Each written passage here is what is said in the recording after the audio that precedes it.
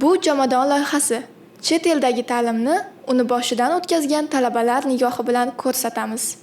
Assalomu alaykum Jomadon loyihasining hurmatli kuzatuvchilari.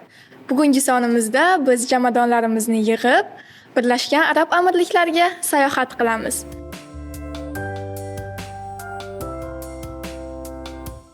Bugungi sonimizning mehmoni Abu Dabidagi New York universiteti talabasi Nigina Rashidova bo'ladilar. Nigina, ozgina kuzatuvchilarimiz uchun o'zingizni tanishtirib ketsangiz. Hammaga salom. Mening ismim Nigina Rashidova.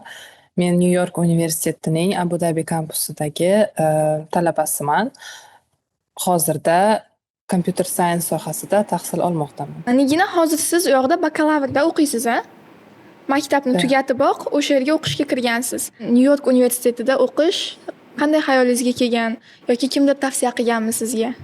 O'zi aslida menga yoshligimdan ota-onam doim qizimiz chet elda o'qiydi deb nasihat qilib kelishgan. O'zim ham yoshligimda Garvard, Oxfordlar kabi universitetlarga juda ham qiziqardim va aynan IELTS olganimdan keyin bu yo'l menda boshlanadi desa ham bo'ladi. Chet el universitetlariga qiziqib, qanaqa universitetlar bor, qanaqa grantlar beriladi, chunki biz bilamiz chet elda o'qish bu juda ham qimmat va shuning uchun men o'zimni researchimni boshladim desa ham bo'ladi. Va bundan keyin men NYU, ya'ni New York universitetining Abu Dabidagi kampusiga kelib qoldim. Bilishimcha bu kampus 100% grant berar ekan, juda ham ko'p o'quvchilarga va universitetda hozirda tahsil olayotgan o'quvchilarning 70% mutlaqo bepul tahsil olishadi. Va menga bu juda ham katta yordamdek tuyuldi, chunki men ota-onamga hech qanaqa og'irlik bo'lishini xohlamagan edim. Ota-onamga yordam bo'lishini xohlagan edim va shuning uchun New York universitetining Abu Dabidagi kampusiga hujjatlarimni topshirishga qaror qildim. Bundan tashqari boshqa universitetlar ham bor edi albatta, ammo aynan shu universitetga birinchi o'qishga kirganim uchun shu universitetni tanlagan edim. Rahmat javobingiz uchun. Xo'p, universitet tanlayotganingizda qaysi jihatlariga e'tibor berib tanlagansiz va aynan hozir o'zingiz o'qiyotgan universitetingizni qayerdan topgansiz? Birorta saytlardanmi yoki sizga kimdir maslahat berganmi? Qanaqa bo'lgan topish jarayoni? Aynan universitetimni topish jarayoni bu Telegram kanalidan bo'lgan.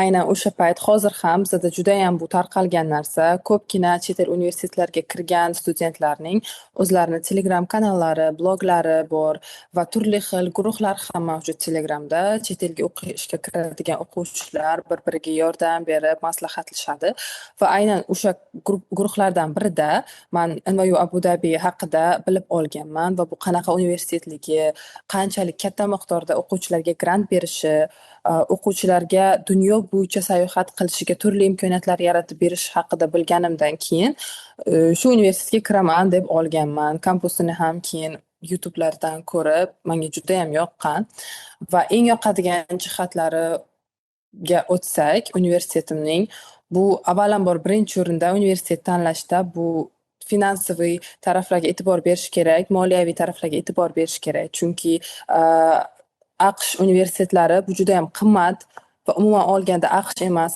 AQSh, Yevropa, chet elga ketish bu juda ham qimmat narsa. Aynan bizning oilalarimizga, bizning o'zbek xalqimizga bu juda ham qimmat deb o'ylayman.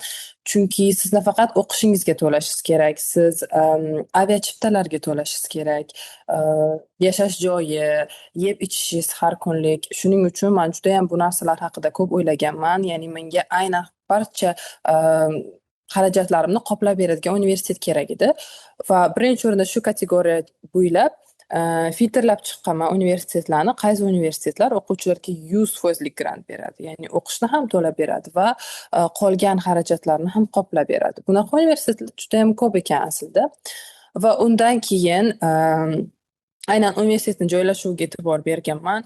Albatta uydan juda ham uzoqqa ketishni xohlamagandim va o'zimizning mentalitetga, o'zimizning qadriyatlarimizga yaqin bo'lgan davlatga borishni xohlagan edim.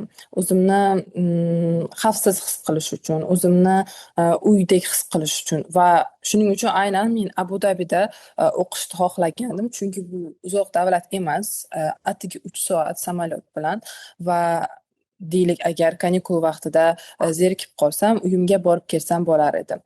Va shahar, Abu Dabi shahar bu judayam xavfsiz shahar, dunyodagi eng xavfsiz shahar. Shuning uchun ham aynan shu davlatni tanlagan edim. Bundan tashqari manda Qatar bor edi variantlarda, keyin Xitoy va oxirida AQShning top universitetlari ham mavjud edi. Ammo aynan Abu Dabiga kirganim uchun shu davlatni tanladim.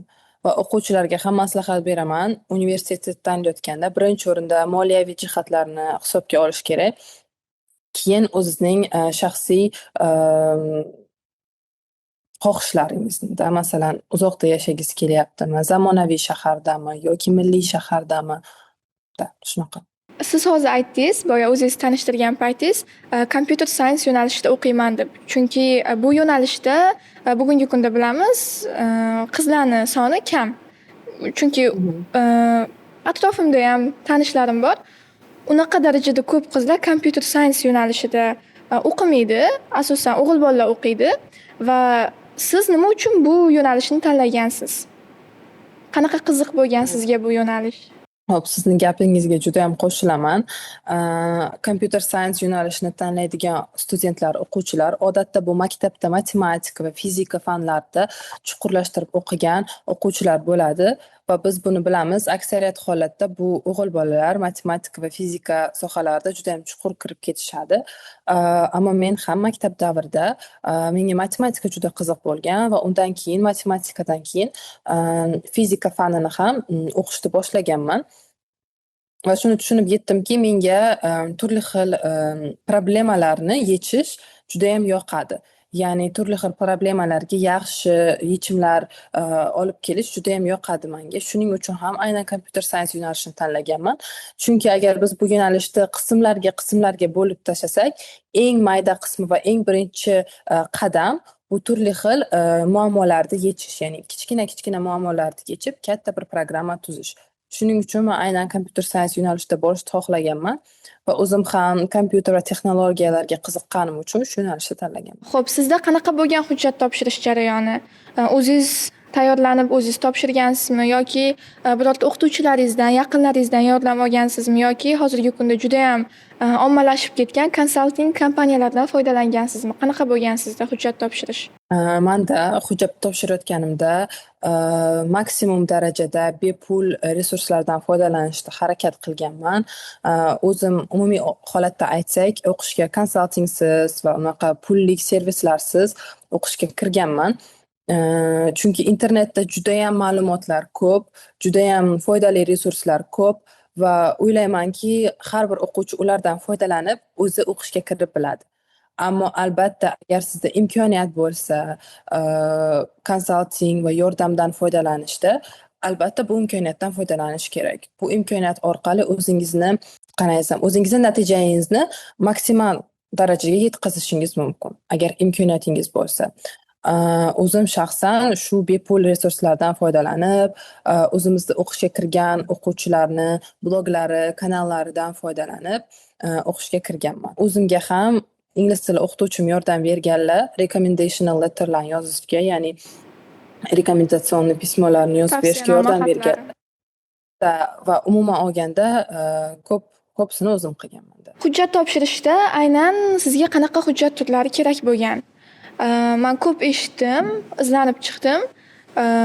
Personal statement degan o'sha o'zingizni tanishtirish xatlari, yana boya o'zingiz ham aytib ketdingiz, recommendation letterlar, hujjatlarning turi ko'p bo'lar ekan. Sizga qanaqa hujjatlar kerak bo'lgan va ularni tayyorlash bosqichlaringiz qanaqa bo'lgan? Xo'p, turli xil davlatlarga topshirish uchun turli xil tizimlar mavjud. Masalan, Xitoyga topshirish uchun boshqacha topshiriladi, Yevropaga boshqacha va Amerikaga kelganda, ya'ni AQShga kelganda, ularning o'zini platformasi mavjud, Common App degan va o'sha platformadagi barcha ma'lumotlarni to'ldirib chiqish kerak va bir marta to'ldirib chiqqan ma'lumot bilan siz 15 ta, 20 ta universitetga topshirsangiz bo'ladi. Xo'sh, bu qanday o'tadi? Birinchi o'rinda o'zingizning shaxsiy ma'lumotlaringizni to'ldirib chiqasiz. Yoshingiz, maktabingiz, ota-onangiz va hattoki opa-singillaringiz haqidagi ma'lumotni ham to'ldirib chiqishingiz kerak. va undan keyin aynan universitetlar bo'limi keladi. Universitetlarni tanlab chiqasiz va bitta shaxsiy xat yozishingiz kerak. Ya'ni bu shaxsiy insho o'zingizni hayotingizdagi umuman olganda o'zingizni hayotingizni chiroyli qilib bayon qilgan inshongiz bo'lishi kerak. Uni o'zini mavzulari ham mavjud. O'sha programmada topsa bo'ladi, Common App'da. Ammo o'zingizdan ijod qilib, o'zingiz mavzu ham yozishingiz mumkin. Bu insho 650 so'zlik, maksimum 650 so'z bo'lishi mumkin. Undan keyin turli xil universitetlarning o'zi talab qiladigan insholari mavjud. Ular kichkina yoki katta bo'lishi mumkin. Masalan, nimaga aynan bizning universitet, nimaga aynan shu soha kabi insholarni universitetlar talab qiladi. Va undan keyin oldin aytib o'tganimdek, recommendation letter, ya'ni rekomendatsion insholar, uni o'qituvchingiz, maktab zauchi yoki direktori va masalan biror joyda ishlagan bo'lsangiz, sizning ish beruvchingiz ham yozib berishi mumkin. Ular siz haqingizda kichkina yoki katta insho yozishadi, ya'ni siz qanaqa insonsiz, nimaga ular sizni aynan tavsiya qilishadi bu universitetga o'qish uchun. Undan keyin maktabingizdagi dokumentlar kerak bo'ladi. Bular sizning ta'bilingiz, ya'ni maktabni bitirganingizdagi baholaringiz, maktabni bitirmaganingizdagi ham birinchi, ikkinchi chorak baholaringizni to'ldirib chiqishingiz kerak va umumiy olganda menimcha shu. Topshirganingizdan keyin dokumentlaringizni yana maktabdan tashqari qilgan turli xil proyekt va o'zingizni shaxsiy ishlaringiz haqida ham ma'lumot yozishingiz kerak. Bu maktabdagi klublar yoki deylik MUN yoki maktabdan tashqari o'zingiz qanaqadir volontyorlik ishlar qilgan bo'lsangiz, bu o'shalar haqida ma'lumotni to'ldirib chiqishingiz kerak. Bundan keyin sizga moliyaviy hujjatlarni to'ldirish uchun boshqa platforma kerak bo'ladi. Ya'ni universitetdan moliyaviy yordam so'rashingiz uchun u boshqa o'zini applicationi bor. Unga ham o'zingiz haqidagi ma'lumotlarni to'ldirasiz va ota-onangizni ishlab topadigan pullari haqidagi ma'lumotni to'ldirib chiqasiz. U qanaqa приложение bo'ladi yoki sayt? Nomini aytib ketsangiz. Uning nomi CSS Profile deyiladi. Undan ham o'quvchilar moliyaviy holatlari haqidagi ma'lumotni to'ldirib chiqishadi universitetdan yordam so'rash uchun. Va universitet shu applicationni ko'rib chiqib, sizga qancha yordam kerakligini aniqlab, shuncha miqdorda pul berishadi. Demak, o'sha saytga bog'liq ekan, qancha scholarship yutish ikkinchi aytib o'tgan saytingizga bog'liq ekanda. Lekin ba'zi bir universitetlar deylik sizning moliyaviy holatingizga qarab grant berishadi. Ammo ba'zi universitetlar sizning akademik holatingizga qarab grant berishadi. Ya'ni ikki xil grant bor. Agar deylik siz juda ham aqlli, ko'p olimpiadalarda o'rin olgan, ko'p volontyorlik ish qilgan student bo'lsangiz va o'zingizga ishonchingiz katta bo'lsa va men grant yuta olaman deb akademik grantga topshirsangiz bo'ladi. Bu merit based grant deyiladi. Ammo agar sizga moliyaviy tarafdan yordam kerak bo'lsa, moliyaviy grantga topshirsangiz bo'ladi. Bu financial aid deyiladi. Masalan, bizda O'zbekistonda o'sha chetga topshirmoqchi bo'lgan o'quvchilar hujjat topshirishda nimalarga alohida e'tibor berishi kerak? Qanaqa xatolarni qilmasligi kerak yokida nimalarni qilishi shart? O'ylaymanki, birinchi o'rinda bu yo'lni tanladingizmi, barvaqtroq boshlash kerak. Chunki juda ham ko'p qilish kerak bo'lgan narsalar bor, juda ham ko'p o'z ustingizda ishlashingiz kerak va kam vaqt bunga yetarli emas. Ikkinchi, men aytgan bo'lardim, bizda o'quvchilar juda ham IELTSga berilib ketishadi. Ya'ni 7,5 olishsa ham qayta tayyorlanib 8 olaman deb tayyorlanishadi. Buni birinchi o'rinda o'zingiz topshirmoqchi bo'lgan universitetingizni veb-saytiga kirib, ular qaysi darajadagi IELTSni talab qilishadi. O'shani ko'rib chiqishingiz kerak. Agar sizning IELTS ballingiz o'shanga mos bo'lsa, yana qayta IELTSga tayyorlanish uchun vaqtni sarflash kerak emas.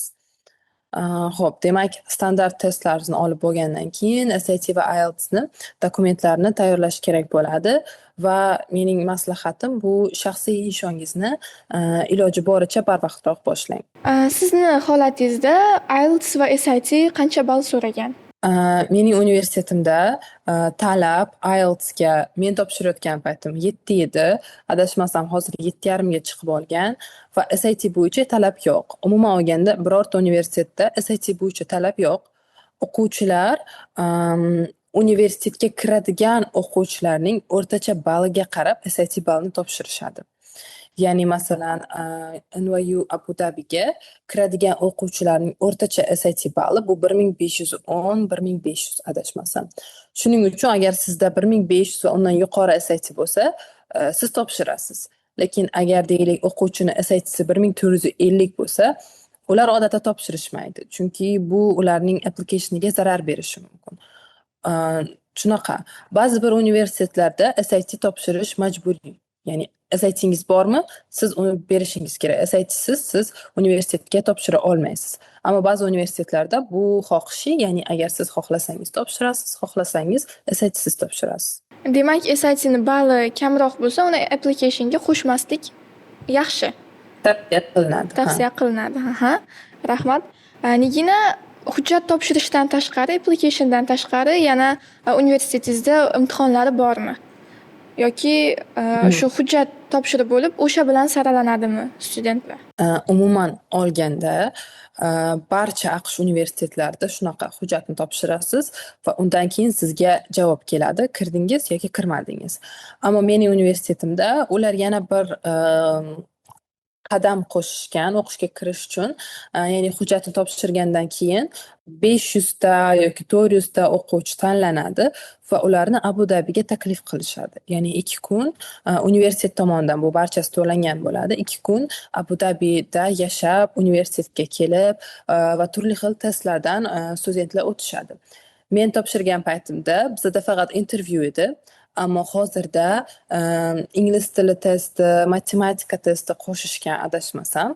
Sizda suhbat jarayoni qanaqa bo'lgan? Aynan o'qishga topshirishingizda. O'qishga topshirganimdan keyin menga suhbatga taklif kelgan va suhbatga kirishdan oldin menda hech qanaqa ma'lumot yo'q edi bu suhbat haqida, chunki bu aynan bizni yil uchun birinchi marta o'tkazilayotgan sinov edi. Shuning uchun men bilmagandim bu suhbatga qanaqa qilib tayyorlanish mumkin va iloji boricha maksimal darajada universitetning veb-saytini o'qib chiqqanman, qanaqa ma'lumotlar bor, nimalar bor, chunki men o'sha suhbatchiga ko'rsatmoqchi edim-ki, men universitet haqida yaxshigina ma'lumotga egaman va men qiziqishim bor universitetda. Undan keyin Birlashgan Arab Amirliklari va Abu Dhabi haqidagi ma'lumotlarni o'rganib chiqqanman, ya'ni qisqacha tarixi, qanaqa shaharlari mavjud, qanaqa emiratlari mavjud, qadriyatlari qanaqa va o'zimni soham bo'yicha ham qisqacha o'rganib chiqqanman. Keyin o'zini applicationini ham o'rganib chiqqanman. Qanaqa maktabdan tashqari proyektlarim haqida yozganman. O'zimni shaxsiy inshoimni qayta o'qib chiqqanman. Chunki suhbatchi shular bo'yicha ham savol berib qolishi mumkin edi. Va barcha tayyorlovim menga yordam berdi. Barchasidan qisman savol berildi. Abu Dhabi haqida qaysi shaharlarga bormoqchisiz, qaysi joylarga bormoqchisiz va nimaga, universitetda nima eng sizni qiziqtiradi, universitetda qanaqa iz qoldirmoqchisiz va eng sizga yoqqan maktabdan tashqari qilgan proyektingiz haqida gapirib bering deyishgan menga. Va o'zimni tayyorlovim menga juda ham yordam bergan. Suhbat juda ham qisqa bo'lgan, menimcha 15 yoki 20 minut. Va shundan keyin meni qabul qilishdi. Qabul xatini olganingizdan keyin vizaga topshirish jarayoni boshlanadi ketishingiz uchun. Sizda qanaqa bo'lgan bu jarayon? Demak, aslida ko'pincha AQSh universitetlarida agar siz universitetga kirganingizdan keyin universitet o'zi sizga yo'l yo'rig'ini ko'rsatib, qayerga dokument topshirish kerak, qanaqa dokumentlarni topshirish kerak, bular barchasi haqida ma'lumot berib turadi. Menda qanaqa bo'lgan, biz hech qanaqa vizaga topshirmaganmiz, ya'ni universitetga borganimizdan keyin universitet o'zi bizani barcha tekshiruvlardan o'tkazib, o'zi barcha studentlarga vizani tayyorlab bergan. Ammo O'qishim davrida man turli xil davlatlarga ham bordim, aynan universitet programmasi bilan birgalikda va masalan Italiyaga borganimda universitet bizaga shu barcha dokumentlarni bizga tashlab berishgan elektron variantini, qayerga dokumentlarni topshirish kerak, qayerga borish kerak, viza pullarini ham bizga tashlab berishgan va shularni barchasini biz amalga oshirib, vizamizni qo'lga kiritganmiz. Viza bilan qiyinchilik paydo bo'lgan payti, masalan, studentlarimizda Londonga ketishdan oldin ularning vizasi judayam uzoq muddatga qolib ketdi va studentlar uyga ketisholmayotgan edi. Universitetimiz unda ham yordam berdi bizaga, ya'ni ular qo'ng'iroq qilib posolstvoga bizning viza protsessimizni tezlashtirishdi. Sizdan ko'p talabalardan eshitdim, bank hisob raqam so'rashadi biza ketishimizdan oldin, borib yashab, o'sha faqat o'qishga fokus qaratishimiz uchun deb. Sizni holatingizda qanaqa bo'lgan? Siz aytyapsiz 100% grant yutganman. Shunda ham bank hisob raqam so'raganmi? Yo'q, bizada so'ramagan, chunki 100% grant va buni universitet o'zi qoplab beradi barchasini va masalan, yana bir bor aytganimdek, chet elga viza topshirayotganimizda universitet programmasi bilan bizga qog'oz keladi, barchasini NYU Abu Dhabi qoplab beradi, mana shuncha miqdorda semestr uchun. Shuning uchun biz bank hisob raqamini ko'rsatmaganman, men shaxsan. Siz o'sha 100% grant yutdim deyapsiz. Grantingizni miqdori qancha summada bo'lgan? Agar sir bo'lmasa aytib o'tsangiz. Umuman olganda, ular bizga bu pulni berishmaydi. Ya'ni bizni universitetda bir yil o'qish $80,000 atrofida. $80,000 atrofida. Bu $60,000 universitetni o'ziga to'lash kerak va $20,000 bu yashash joyi, ichish, yeyish va qolgan xarajatlar. Va menga buni universitet barchasini qoplab beradi. Bizaga stipendiya beriladi har semestr. Qancha miqdorda bo'ladi stipendiya? $1000 atrofida, 1000 AQSh dollar atrofida. Bu grantdan tashqari yana qo'shimcha beriladi sizlarga? Zo'r. Siz borganingizda qiynalmagansizmi? Qanaqa bo'lgan? Cultural shock, ya'ni madaniy shok bo'lganmi sizda? Tajribangizni aytib bersangiz. Menda madaniy shok bu hamma judayam boyligi bo'lgan, rostini aytsam. Studentlarimiz juda ham boy, chunki darsda o'tirganingizda shundoq studentlar kirib kelishadi va qo'llaridagi sumkalari $5,000, $8,000 sumkalar va bu meni juda ham hayratlantirgan. Ammo umuman olganda kursdoshlarim, ya'ni o'sha Birlashgan Arab Amirliklarining fuqarolari juda ham yaxshi, juda ham muomalali va juda ham hurmat qilishadi bir-birini. Bizni ham juda ham hurmat qilishgan. Menimcha balki shu menda cultural shock bo'lgan. Hamma sizga juda ham katta hurmat bilan muomala qilishadi va hattoki professorlar bilan ham siz bir etapdasizda. Ya'ni professor bu voy, unaqa narsa yo'qda. Xuddi bir o'zingizni tanishingizdek professorlar ham sizga muomala qilishadi va menga bu juda ham yoqqan. Balki cultural shock bo'lgan narsa bu ko'chalarda odamlar juda ham kam.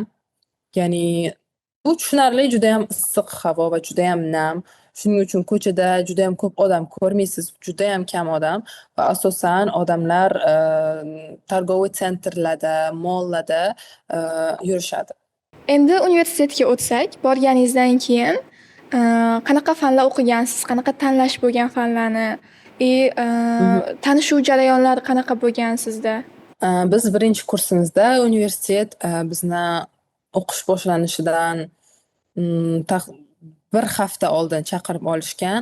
Ya'ni bu o'quvchilar bir-biri bilan tanishib olishi uchun, universitetdagi programmalar bilan tanishib olish uchun, sistema bilan tanishib olish uchun bo'lgan bu bir haftalik programma bo'lgan. Ya'ni bizni undashgan, o'quvchilar bir-biri bilan tanishishi uchun har xil konkurslar o'tkazishgan, har xil konsertlar o'tkazilishgan.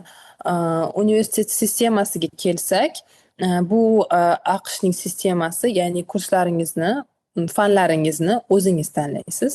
Ya'ni sizga masalan mening soham computer science va men diplom olishim uchun o'qishim kerak bo'lgan ba'zi bir fanlar bor, majburiyat.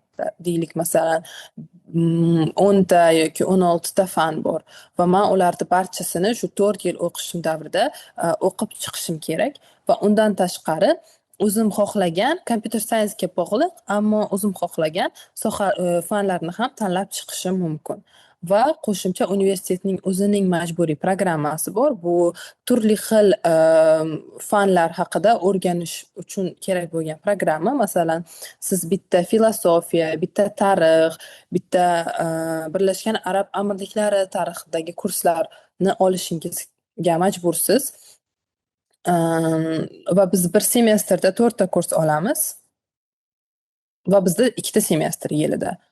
Shunday qilib, bir yilda biz 8 ta fanni o'qiymiz. Universitetingiz haqida ozgina gapirib bersangiz, qanaqa fakultetlar bor, qanaqa imkoniyatlar bor? Nyu-York universiteti bu dunyoning top universitetlaridan biri hisoblanadi. Uning kampusi, asosiy kampusi Nyu-Yorkda joylashgan, ya'ni Nyu-York shahrining turli xil qismlarida turli xil binolar, shuning uchun ham bu Nyu-York universiteti deyiladi va bizning universitetning asosiy shiori bu University Without Walls, ya'ni global universitet, devorlarsiz global universitet. Universitetimizning dunyo bo'yicha 10 tadan ortiq kampusi bor. Parijda, Florensiyada, Pragada va boshqa barcha davlatlarda kampuslarimiz mavjud. Va 3 ta eng asosiy kampusi bor. Ya'ni bu New York, NYU Shanxay, Shanxayda va NYU Abu Dhabi. Shu 3 ta kampusning biriga siz o'qishga topshirsangiz bo'ladi va o'qishingiz davomida qolgan kampuslarga 1 marta yoki 2 marta semestr, bir semestrga o'qishga borsangiz bo'ladi. Sohalarga o'tsak, bizning Abu Dabidagi kampusda 27 tadan ortiq soha bor, adashmasam. Soha juda ham ko'p, barchasini sanab o'tmayman, lekin muhandislik, dasturchilik, dizayn va fanlar aro ham biologiya, matematika, fizika masalan, yurisprudensiya ham mavjud, shu kabi fanlar bor. Shanxayda ham shunga o'xshash fanlar mavjud va eng ko'p yo'nalish bu Nyu-Yorkdagi kampusda 100 tadan ortiq yo'nalishi mavjud. Shunaqa. O'qitishdagi, baholashdagi, siz o'qiyotgan universitet bilan O'zbekistondagi ta'lim tizimini farqlarini aytib bersangiz. Mening universitetimdagi ta'lim tizimi va O'zbekiston universitetidagi ta'lim tizimining barchasining o'zining yaxshi va yomon taraflari bor. Kimgadir birinchisi, kimgadir ikkinchisi mos bo'lishi mumkin. Ayta olmaymanki bittasi ikkinchisidan yaxshiroq deb, chunki barcha ta'lim tizimi o'sha odamlarga moslanib qilingan, ya'ni maktab programmamizga moslanib qilingan. Mening o'zim uchun o'zimizning maktabdagi tizimimizdan bu universitetga o'tish jarayoni qiyin o'tgan. Ya'ni men ko'p fanlarni yetarli darajada yaxshi bilmaganligimni tushunib yetganman.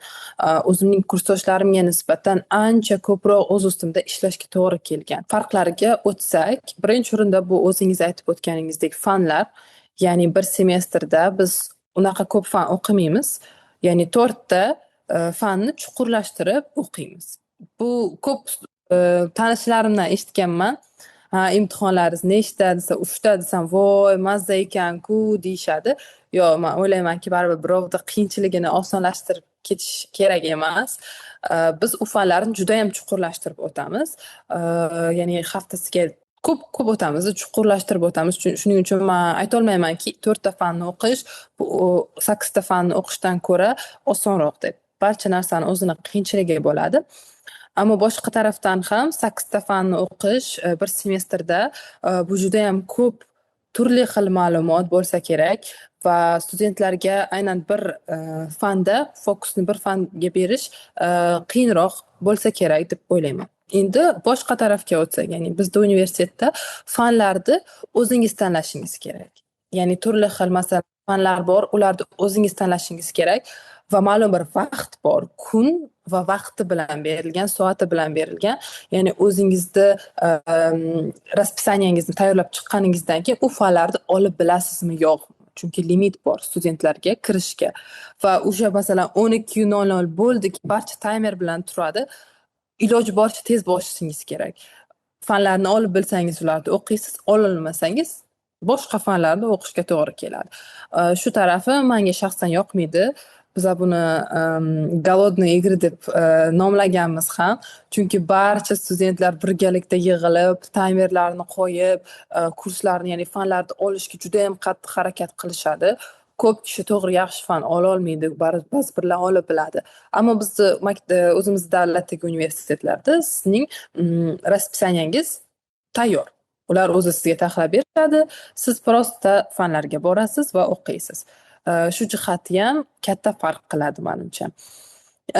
Keyingisi bu balkim atmosferani o'zi. Masalan, bizda forma majburiy emas, yoki konspekt yozish majburiy emas. Shunaqa taraflari ham bor va professor va studentlarni o'rtasidagi muloqot ko'proq do'stona. Hurmat ham bor, ammo bizada menimcha ko'proq hurmat ustunda turadi. Ya'ni professorlarga judayam hurmat bilan gapirish kerak. Katta baryer bor professor va student o'rtasida. Shu tarafi menga o'zimizni universitetlarda yoqmaydi. Ammo umuman olganda o'ylaymanki, o'zimiz davlatdagi universitetlarda ham o'qib judayam katta narsalarga erishish mumkin. O'zimizni davlatda ham tizim o'ylaymanki foyda beryapti. Bu albatta odamni o'zidan bog'liq. Ya'ni o'zimizda universitetlarda masalan imtihonlarda judayam qattiq tekshiruv bo'lmasligi mumkin. Studentlar ko'chirishi mumkin. Bizada ko'chirish yo'q, ko'chirib bo'lmaydi ham. Ko'chirishni xohlasangiz ham ko'chira olmaysiz. Ya'ni sizni haydab yuborishadi universitetdan. Shuning uchun o'quvchilar o'qiydi va harakat qilishadi. Shuning uchun agar siz o'zimizni davlatdagi universitetda o'qiyotgan bo'lsangiz, meni maslahatim ko'chirmasdan haqqoniy o'zingiz o'qib harakat qiling va shunaqa foydani olasiz. Chet elda o'qigan foydani o'zimizda universitetdan ham olsa bo'ladi. Demak, odamni o'ziga bog'liq. Qayerda o'qisa ham, qanaqa natijaga erishishi odam o'ziga bog'liq. To'g'ri, qo'shilaman fikrlaringizga. Xo'p, o'qish ta'lim tizimi haqida ozgina gaplashdik. Endi yashashga o'tsak, yashash tarziga o'tsak, siz u yoqda yotoqxonada turasizmi yoki o'sha kvartira ijaraga olibmi? Qanaqa bo'ladi u yoqda? Mana hozir ham men Abu Dabidaman. Viza jarayonidan o'tyapmiz. Universitetimiz o'zi bizani taklif qilib, o'zi barcha narsani to'lagan va hozir ham yotoqxonadaman. Abu Dabi kampusidagi yotoqxona. Bizga barcha 3 ta kampusimiz bo'lsa, asosiy uchalasida ham o'zini yotoqxonalari mavjud studentlarga va u taqdim etib beriladi. Ammo masalan, o'tgan semestrimni men Parijda o'qib keldim va u yerda bizga oteldan joy taxlab berishdi. Ya'ni bir semestr otelda yashadik. Agar xohlasangiz, albatta, yotoqxonani rad etib, o'zingiz kvartirani ijaraga olib yashashangiz ham bo'ladi. Uni pulini ham universitet to'lab beradi? Yo'q. Agar yotoqxonadan rad etsangiz, universitet uni to'lab o'tirmaydi. Ya'ni o'zingiz to'lashingiz kerak kvartiraga. Sizni hozir turgan yotoqxonangizni qanaqa sharoitlari, qanaqa yaxshi tomonlari bor yoki qanaqa minuslari bor? Abu Dabi va Shanxaydagi kampuslarimiz juda ham yangi va yotoqxonalari juda ham zo'r. Xuddi otelnikidek yotoqxona, shunaqa yotoqxona.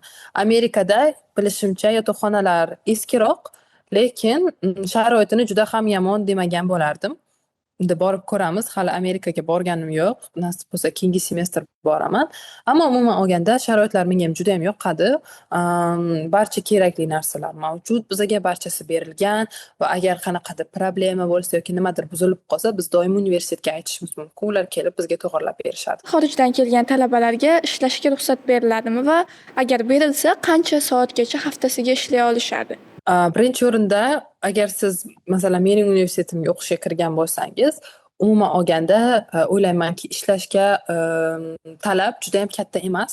Chunki birinchi o'rinda universitet sizga haftalik ovqat puli beradi, ya'ni o'zimizda kafeteriyamizda ovqat yeyishga pul beriladi.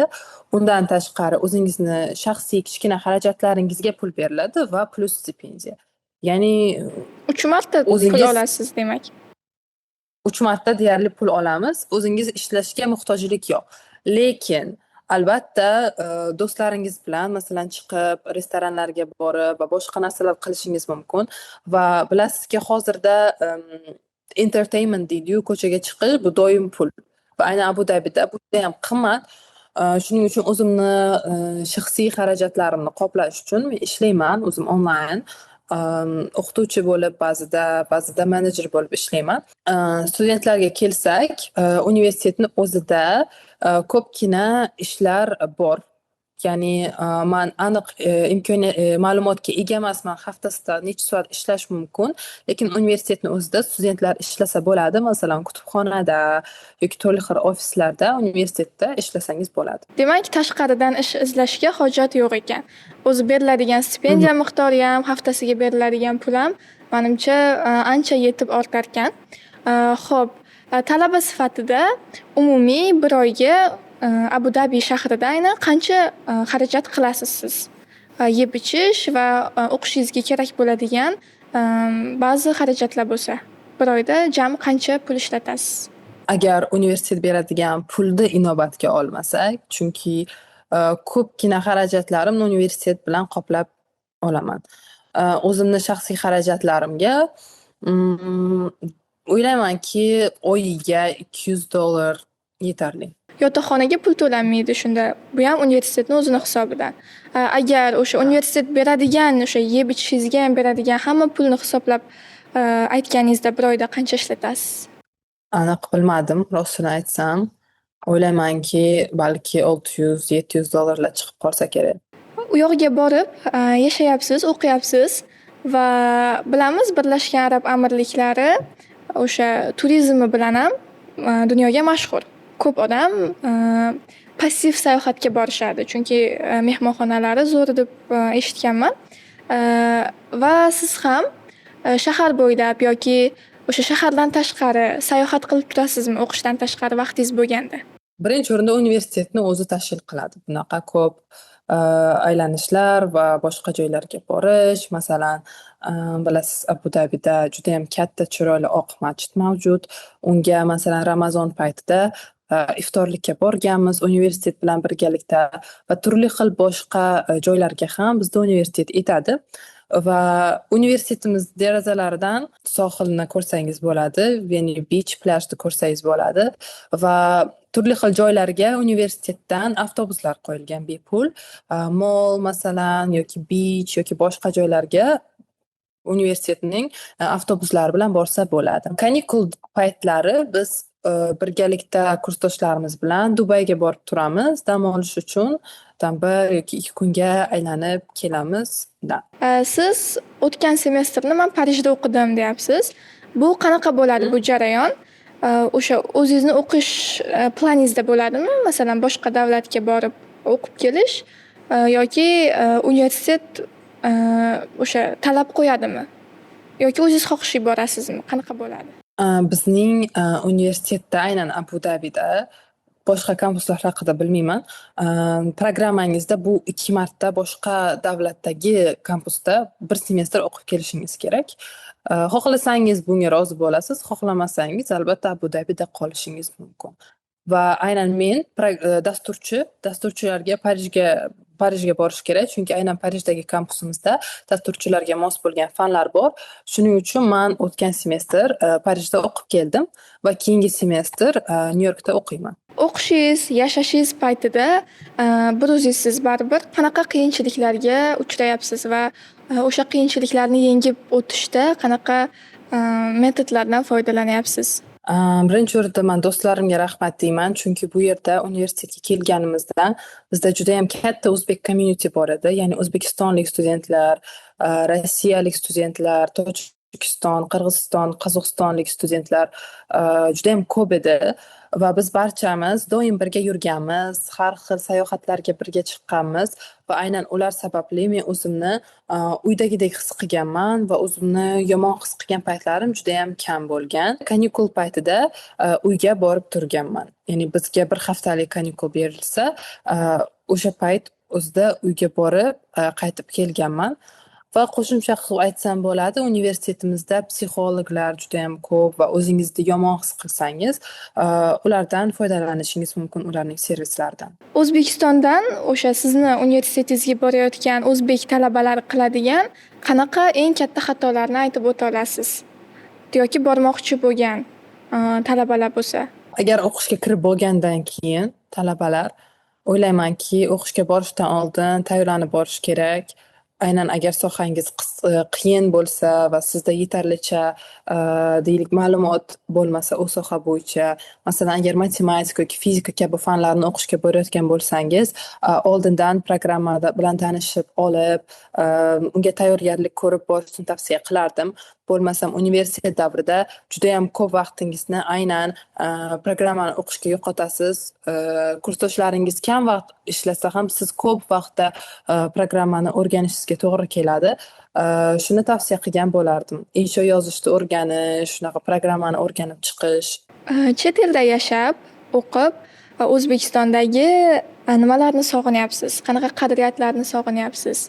Umumiy olganda O'zbekistonda eng sog'inadiganim bu oilam.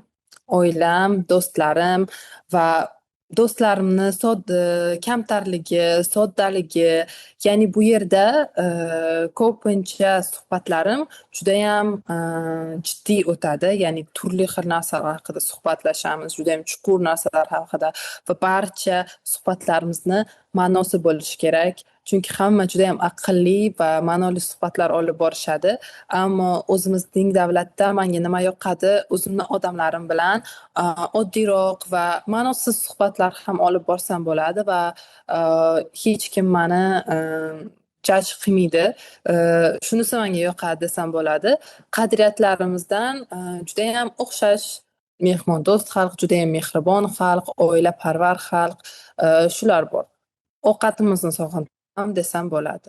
Ammo umuman olganda menga ko'proq qiz bolalarga bo'lgan hurmat judayam yoqdi bu davlatda. Ya'ni judayam qadrlanib, judayam hurmat qilib qiz bolalar bilan muloqot qilishadi va hattoki boshqa davlatdan kelgan studentlar ham shuni ko'rib shu darajada hurmat bilan muloqot qilishadi boshqa qizlar bilan.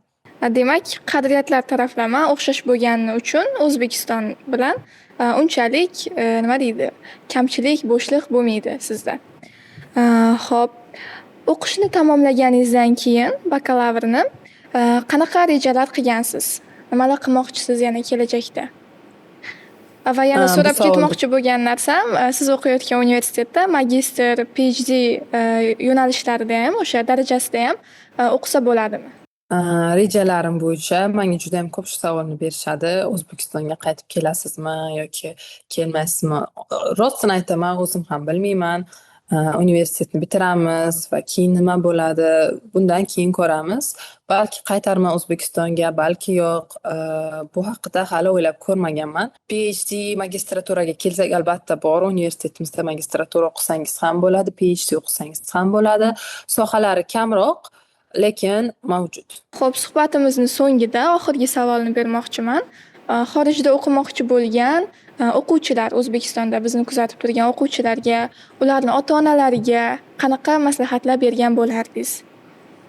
Hozir masalan suhbatimiz davomida qolib ketdi deb o'ylagan gaplaringizni ham aytsangiz bo'ladi. Birinchi o'rinda xorijda o'qish bu barcha o'ylagandek mazza emas degan bo'lardim. Buni o'zini yaxshi taraflari va albatta yomon taraflari bor. Har safar o'zingizni, oilangizni, do'stlaringizni, o'zingizni odamlaringizni 4-5 oyga tashlab ketish va bitta chemadanga butun hayotingizni solib boshqa davlatga uchib ketish bu oson narsa emas. Va o'ylaymanki bu og'riq hech qachon osonlashmaydi ham. Siz doim oilangizni, doim o'zingizning do'stlaringizni qo'msaysiz va sog'inasiz. Bu eng birinchi va katta narsa, yo'qotadigan eng katta narsangiz shu va shuni inobatga olish kerak deb o'ylayman. Agar siz oilangizga judayam muhtoj bo'lgan odam, judayam bog'lanib qolgan odam bo'lsangiz, sizga judayam qiyin o'tishi mumkin chetga o'qishga kelish, ya'ni aynan shunaqa yosh davrda. Yana masalan, qizlarga ko'p kishi chet elda o'qimasin qizlar, o'zgaradi, u yerda nima qilib yuribdi, kim biladi degan savolni berishadi. O'ylaymanki bu savolni yigitlarimizga ham berish kerak. Chunki ularni ham nima qilayotganini hech kim bilmaydi chet elda, to'g'rimi? Va shuning uchun agar siz farzandingizga ishonsangiz, qiz bo'ladimi, o'g'il bo'ladimi, birinchi o'rinda bu ishonch. Agar siz farzandingizni to'g'ri to'g'ri tarbiyalaganingizga ishonsangiz, uni chet elga bemalol jo'natsangiz bo'ladi. O'zgaradigan odam o'ylaymanki, O'zbekistonda ham o'zgaraveradi. Shu maslahatim shu, o'ylab ko'ring, chet elga topshirishdan oldin bu sizga mosmi? Va agar farzandingiz chet elga topshirmoqchi bo'lsa, birinchi o'rinda uning genderiga emas, unga qanchalik ishonishingizga qarang degan maslahatni berardim. Judayam to'g'ri.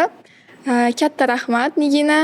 O'ylaymanki, judayam foydali va ma'lumotlarga boy bo'ldi bu suhbatimiz. Sizga ham rahmat Gulgina, taklif qilganingiz uchun. O'ylaymanki, bu bizning studentlarimizga foydali bo'ladi. O'ylaymanki, suhbatimiz siz uchun foydali bo'ladi. Bizni kuzatishda va qo'llab-quvvatlashda davom eting. Fikrlaringizni izohlarda yozib qoldiring. Xayr, ko'rishguncha.